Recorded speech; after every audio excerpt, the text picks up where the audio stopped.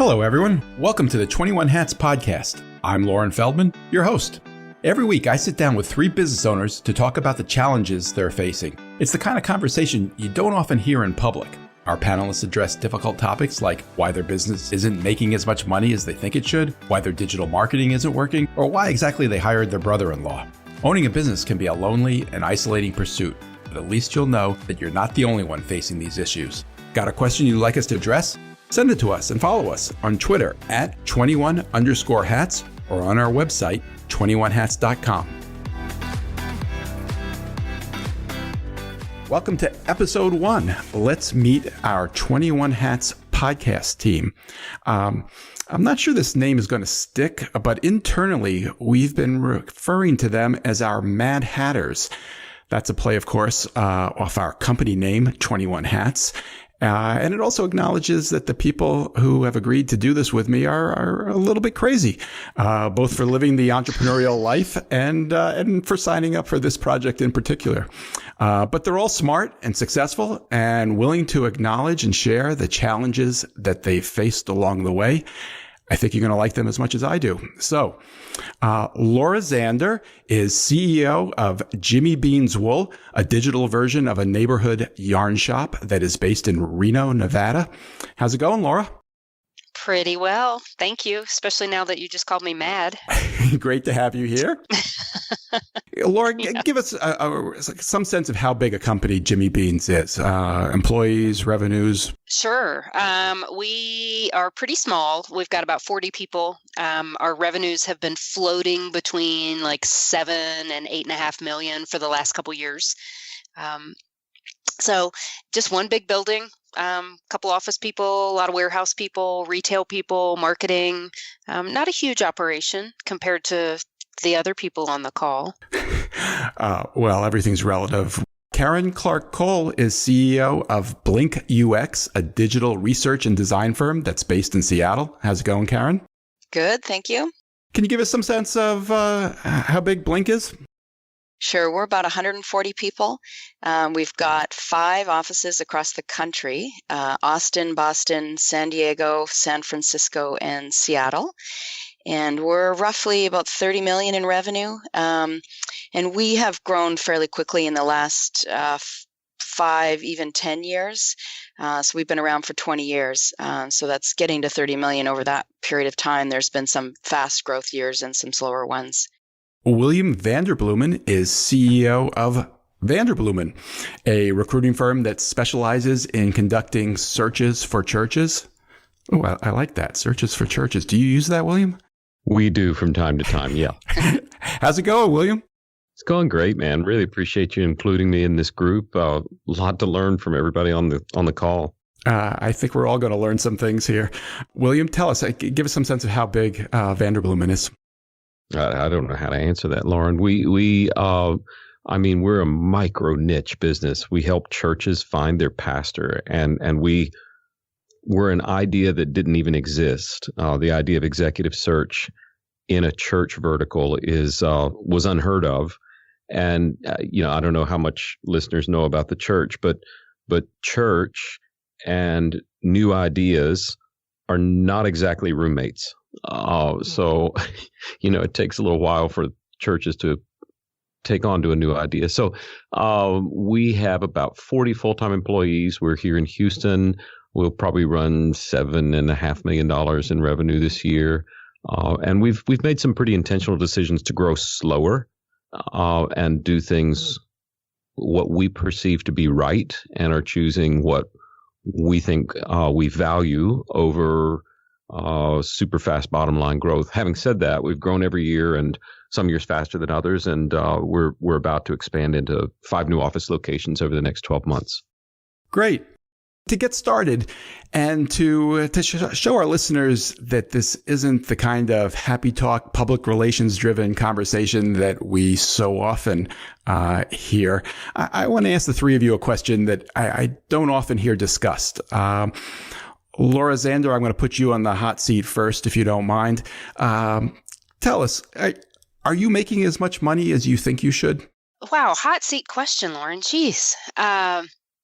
I think the business should be making more, and we're working on increasing our profitability. I think personally, I am in an unbelievably lucky spot. And no, I don't think I should be making any more than I'm making.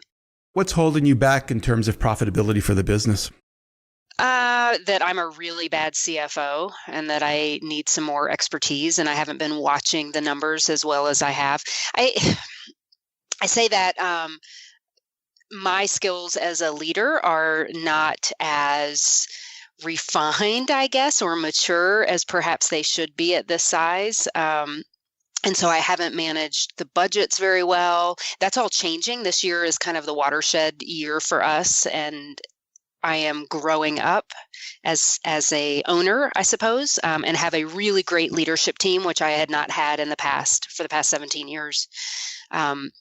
The other part, though, I guess, is I'm not judging myself very fairly, in that we've done a couple of acquisitions in the last 14 months or so. And so we've put a lot of money into, put a lot of capital into inventory and manufacturing, and we're changing our business model significantly. So that's making the bottom line not look as great as it has in the past when we were able to just float through. We're a retail business, and retail has shifted. And so we are now trying to shift with it, which is expensive, and we've taken some risks, and some of them have paid off and some of them have not. So we've lost some money in some different places. This is the 21 Hats podcast, which acknowledges that to be a business owner, you have to wear a lot of hats. You made reference to not being as good a CFO as you think you should be. Have you thought about hiring a CFO? Sure. Yeah. And I had somebody that has helped us for the last couple of years on a part-time basis, but we're not at the size. I still don't believe that we are at a size that it makes sense to have a full-time CFO. And I haven't been able to find a part-time CFO that we see eye to eye with, that has the same kind of vision that we do.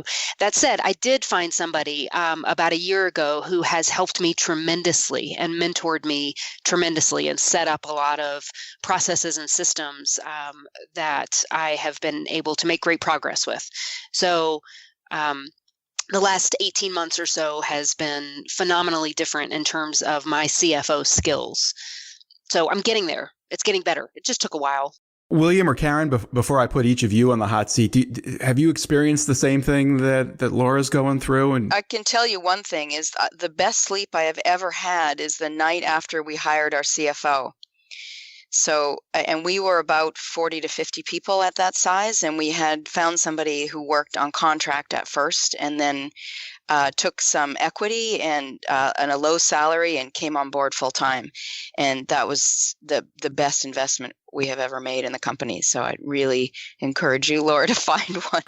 Was it difficult for you, given your size at that time, to figure out how to afford a CFO? Yeah, well, he took, like I said, he started on contract and then took equity and a low salary. So he had to believe in the vision of the company and how he could help us and where we were going, which was really important. Yeah, we Lauren, don't have a CFO. And I mean, we've had one in title before, but not in function. And that's the job I want. Right. You get the title, but you don't have to function. Lauren, you'd have to be married to me, because it was Adrian and me and my brother-in-law and one other employee. And we were just kind of handing out titles when we started. I mean, that was it. And we were so stupid. What did you do when you decided it wasn't working? I have a rather close relationship with the then CFO, so we were able to work through it. And we're still married, and it's great. No, she did a great job. But in terms of like true CFO forecasting and that sort of thing, we have thought for a long time we need one. One of our clients, it's not just churches, but all faith-driven organizations, mostly churches. But one group is this guy, I don't know if you all know, Dave Ramsey. So he's on the radio a lot, talks about money and not spending money that you don't have and paying off your credit cards and all. And he's probably got, 800 employees now. But he told me not to spend money on a CFO until I had 200 employees. But find other people that had some forecasting ability. And that's kind of the route we've gone. Our COO, who is a true COO, has enough forecasting capacity that we can get by with a finance director in lieu of a true CFO for now. Karen, you're next. Are you making as much money as you think you should be? I'm a similar boat to Laura. So I make a nice salary that I absolutely can't complain about. So we're in a tight margin business. So we're consultants. We charge by the hour, essentially, not really by the hour, but we need to be billing our time in order to make money. That's how we run the business. So it's pretty straightforward in that sense.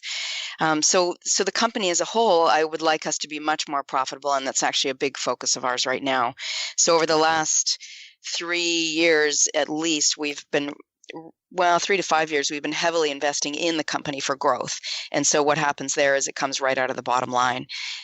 We have also done some acquisitions lately, which really, mostly they eat into our cash flow, but they also cost a lot of money just sort of overall. And it's a long-term play. It's a long-term investment for sure. So we have good systems in place, and we're working to become more efficient as we get bigger. We're sort of at a hard place right now. 140 people seems to be breaking a lot of our systems that we've had in place for many years. And so what do you mean by that? Our resourcing, for example, resourcing is a key.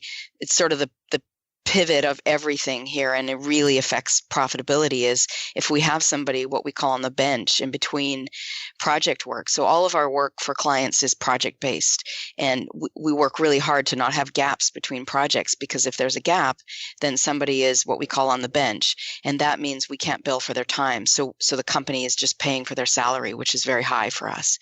And so we can sustain that for a short period of time, but not for very long. And if you multiply that by 140 people, all of a sudden that's a lot of hours on the bench if anybody's down for a couple of days.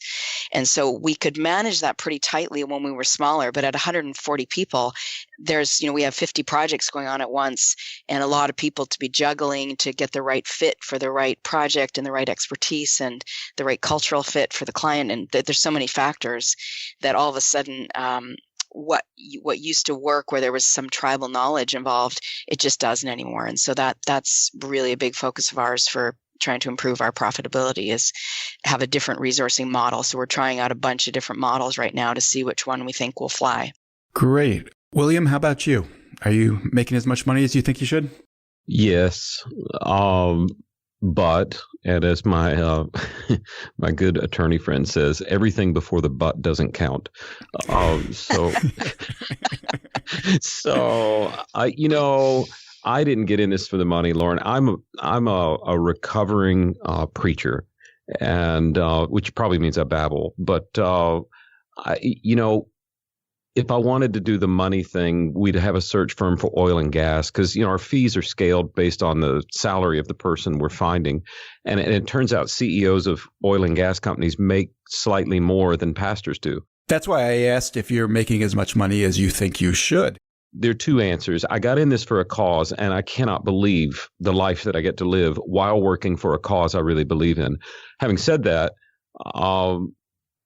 we have been very careful. We have no investors. We've taken no venture capital. We have no credit at all. We're totally cash-based business, which slows growth, and we've known that going in.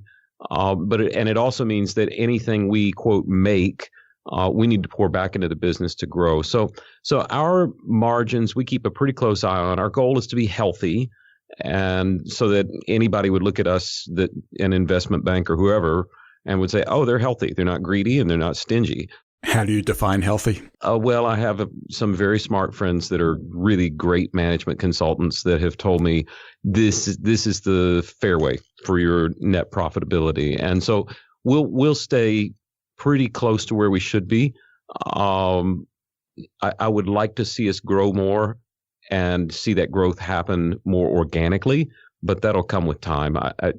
I think our commitment to being cash-based and debt-free has been more important to me than what the big number at the end of the year is. To me, the point of earning however much money I need to earn is for me to have peace and to sleep well.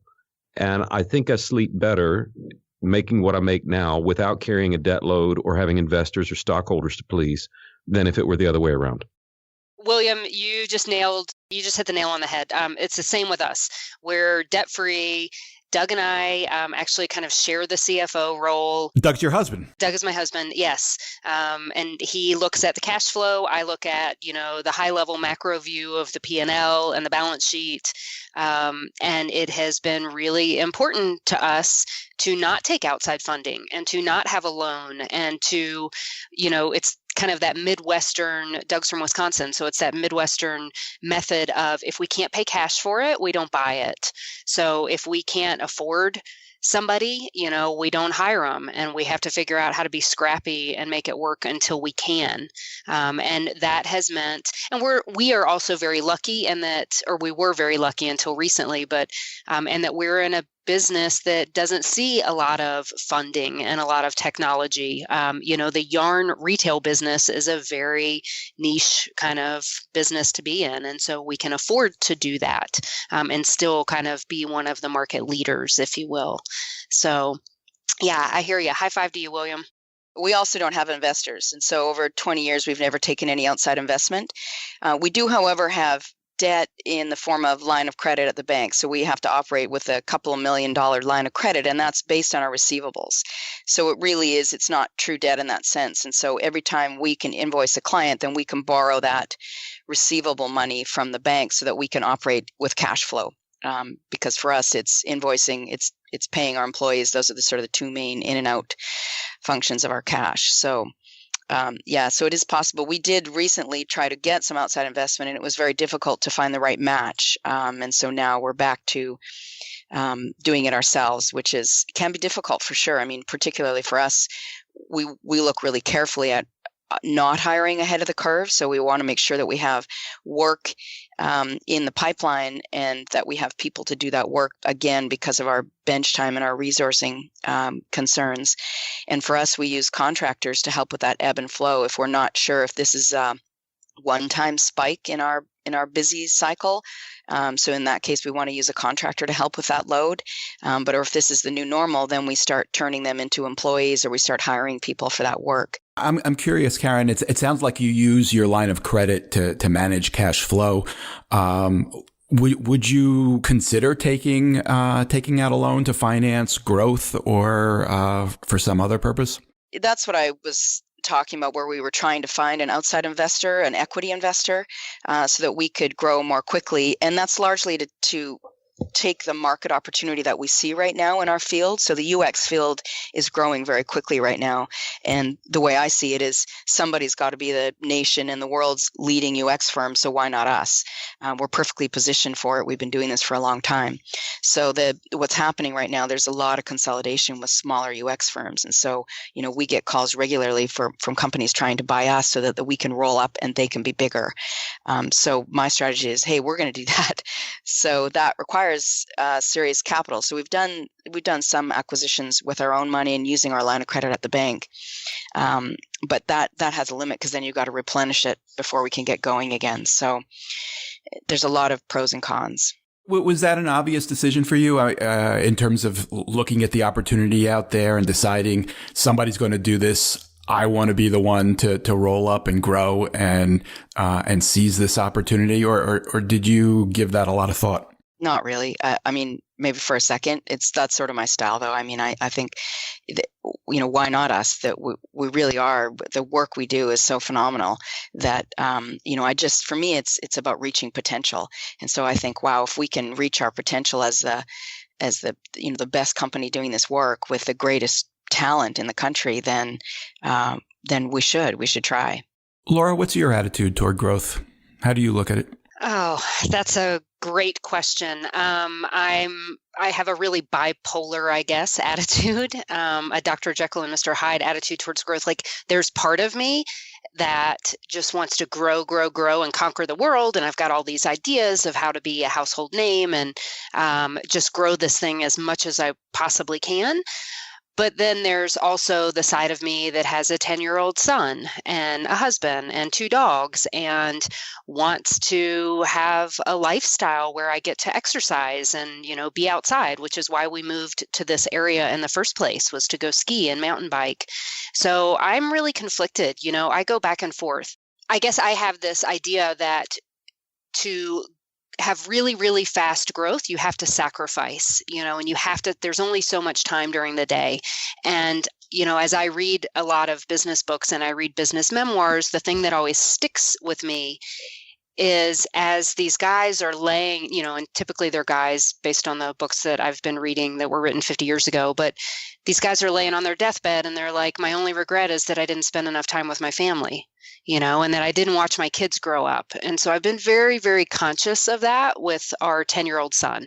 And I figure, you know what, in 10 years, if I want to work the way that I worked before he was born, then I can do that. For now, why don't we just do sustainable growth? I won't work more. I mean, I still work 7 days a week, but, I have to leave in an hour because he has a cross-country meet. 10 years from now, you're going to go to 8 days a week or 9 days? Well, 10 years from now, I can work 7 days a week, 12 hours a day. Right now, I'm only working 7 days a week, maybe 6 to 8 hours a day. So I spread it out. But yeah, I should be able to double and still work out, and still exercise and do all those things. So, hey, I want to say that I work less than you. And I have a 10-year-old daughter, and I ski a lot, and I run, and I exercise, and I get lots of sleep. So I think it is possible, and it requires a lot of help. Oh my God. So you're like, oh God, you're one of those perfect people. Can I get off of this podcast now? This is not I tell you, the only thing that I don't do is I don't watch TV, and I'm a little bit remiss in even listening to the news, because it's for me, it's just really focused priorities. And I tell you, it's my daughter, it's sleep, it's exercise, and then it's work. Yep. And because of that, I'm able to work more focused, and I think I'm more efficient. So, and I have a lot of help. Yeah, that's part of it. But yeah, no, I'm with you. I agree. I think if you're not balanced, you're going to die, you're going to burn out. William, I think you gave us some sense of your thinking about growth, but listening to this, has it changed your thinking at all? We have 7 children, so the whole work-life balance thing is... Yeah, I know.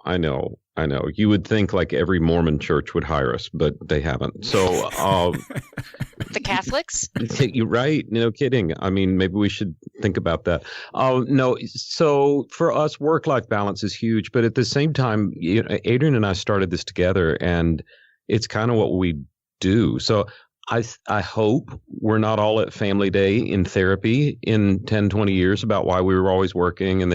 But I feel like we've got a pretty good handle on it. And for us, the whole work-life balance in the name of growth, I think that this work-life balance thing is a total myth. I mean, there are times where we just have to drop what we're doing and sprint for the finish. And that's just the way it is. And there are other times where we've got to unplug. I do try, Lauren, to say, let's do 2 things, and I'm going to give them in reverse order for annual review. 1, did we grow this year? Okay, that's not the top priority. That's second. 2, did I make myself less essential to the growth and running of the firm? And that's the first and most important question in my annual review. So we only named it Vanderbloemen because the name is literally so screwed up that you can mistype it into Google 100 different ways, and you'll end up at our place. But for me, it doesn't need to rise and fall on my name. Y'all laugh, but like I bought, oh my gosh, I went a little OCD. I think I bought 300 domain names. I have lifetime platinum status on GoDaddy. It's kind of ridiculous. And all for names that you considered for the business? Yes. And I told the SEO guys that studied it, I'm like, one rule, you can't name it after me. You've got that doesn't work. So here are 300. You want a different one? I'm sure I can get a freebie out of them. And they came back and they said, well, good news, bad news. Good news, we found the name. Bad news, it is your name. And they said, and it's because your last name is so screwed up. In fact, the only other William Vanderbloemen on the planet, Laura, is in Wisconsin. He's a security guard, and every time he arrests somebody, I get a Google alert. So I kind of got half a mind. This is a rabbit trail, but I kind of want to go to Wisconsin and have him arrest me so that can be the Google alert. But that would be awesome. So anybody listening to this podcast who wants to improve their SEO should change the name of their business to Vanderbloemen. Is that what you're telling us? Something like that. Exactly. Finally, I want to talk about an item that's been in the news fairly recently. California has passed a law aimed at companies like Uber and Lyft that try to walk that fine line between hiring employees and hiring contractors. We're talking about the gig economy, obviously. This is a state law that only applies to California for now, but there's widespread expectation that it'll have implications across the country. In fact, New Jersey recently hit Uber with a $640 million bill for allegedly misclassifying its employees, meaning its drivers, people Uber does not consider to be employees. And I'm curious what you all think of this and whether you think the law is going to have an impact on your businesses. Laura, you are right on the California border, right? We are, yeah, just a couple of miles down the road. Let's start with you. Do you think this is going to have an impact on you? No, but we don't use contractors. I mean, everybody is an employee for the most part. I mean, the only contractors that we really use are professional services. So, accounting, legal, and some kind of high-level strategic help. So I don't really know how it's going to impact us, to be honest. Is there a philosophical reason why you don't use contractors? Yeah, no, we want people to have benefits. We want them to be part of the team. We do hire temp employees during the high season, but most of the time, if they're good employees or they do a good job, we end up hiring them full time as well. So, ours is more of a long-term approach. When we have surges, we figure out internally how to handle that. So either overtime or those of us that are on salary, put in a few extra hours, and we just kind of go with the flow that way. How about you, Karen? Do you think this is going to have an impact on you? Yeah, in fact, it already has. Our philosophy is similar to Laura's, except that because we are a professional services company, and the nature of the cycle of our work is that we have high periods and low periods throughout the year. And if we hire for the high periods, then we have an issue where when we hit a low period, we need to lay people off. And so that causes all kinds of problems with employee morale. It's just a lot of churn, and it causes all kinds of issues sort of beyond the obvious wanting to have people as employees. And so what we do is we use contractors for those hot periods. And these are people that we interview and we vet just like as if they were regular employees. They have to be a cultural fit. They have to obviously have very high quality work standards. And so we interview them ahead of time, and then we talk about keeping them warm. What does that mean? That means that we have to know their availabilities because they're contractors, they're free agents. So they're going to go out and likely get a job or a project somewhere else. And so we need to know, okay, they're busy on a job, they can't work for us, or they're available. So it's really a lot of work to manage that contractor pool. But the good side of it is that we get high quality people who can come in and work with our teams. We know them. Ideally, they're people who have chosen to become or be independent contractors. They don't actually want a full-time job. They want to have flexibility between projects. They want to choose their projects, all the things that you don't get to do if you're an actual employee. So for them, there's some real benefits. So what kind of premium do you pay them? We pay, the rate is higher, but they don't get benefits because they're contractors. So for them, they have to pay, they have to pay their own income tax. They have to pay their own health care. So it really comes out as a wash at the end of the day for them because they're getting a higher rate per hour that we're paying them. But in the end, they also have to cover their own expenses. So do they get, let's say a 20% bump above what somebody else would get to cover Social Security and all the taxes and stuff, but then do they get another 40% because it's not stable? No, that we don't pay extra for that, and they don't demand it either. Oh, interesting. You do get people, though, who are extremely highly qualified because it kind of goes hand in hand. If somebody's confident enough to go out on their own and feel like they can get enough work to have a great living, they're generally very good. And so they can demand a higher rate because of the quality of their work, not because they're a contractor. When I was in the software world back in the early 2000s, and I know this was the height, so things, this is not a great standard to judge, the current economy with. But I mean, I remember the company that I worked for, I made I think I made $75,000 a year, let's say, and then I switched over to contractor status to be more flexible, and they paid me $75 an hour. So I'm like, okay, I can either make 75 a year as an employee, or I can make $150,000 a year as a contractor. Like, to me, it was a no-brainer. I think your taxes and your healthcare eat up a fair portion of that, more than you might think. Yeah, good point. And I was 23, so I just rolled the dice back then, I think. So this law then is affecting our ability to run our business the way we need to, which is ebbing and flowing. Because if we hired a bunch of people for our hot times, and then we kept them, which we would love to do, we would go to business. We need income from our clients to pay for our employees. And it's a very straightforward business. Money comes in, money goes out. And there's very little at the end of the day, actually, very low profit margin, really. So as a result, we know our patterns, we know when our cycles are, we watch them carefully. We make sure that, we're hiring after we've been at a new elevated state. So let's say we have, our average goal is sort of 20/80 contractor to employee balance. And if we're running at 25% contractors for several months, then we know, okay, we've hit a new level of our baseline is higher now. So we can hire now and know and feel confident that we can keep those people busy year over year. So is the law affecting you just because you have an office in California, or is there another reason? It's because we have 2 offices in California.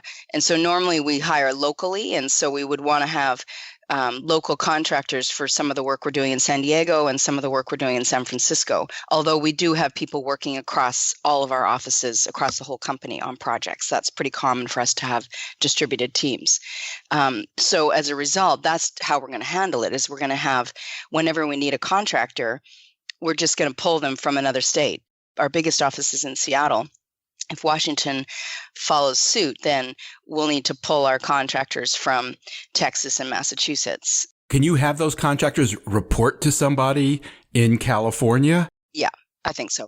Yeah, and when they're a contractor, they're not technically reporting to anybody either. They're working on a project team. They're part of the team. There's a project lead, but there's no managerial reporting structure when they're a contractor. That's a really interesting line to walk. Obviously, you're giving them assignments. How do you define reporting and not reporting in a situation like yours? It's in the project basis. So,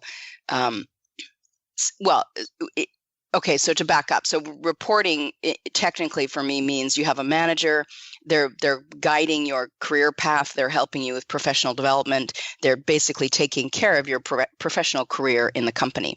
How we actually manage people on a daily basis is within a project. And so somebody would be on a project for 2 to 6 months to a year at sometimes.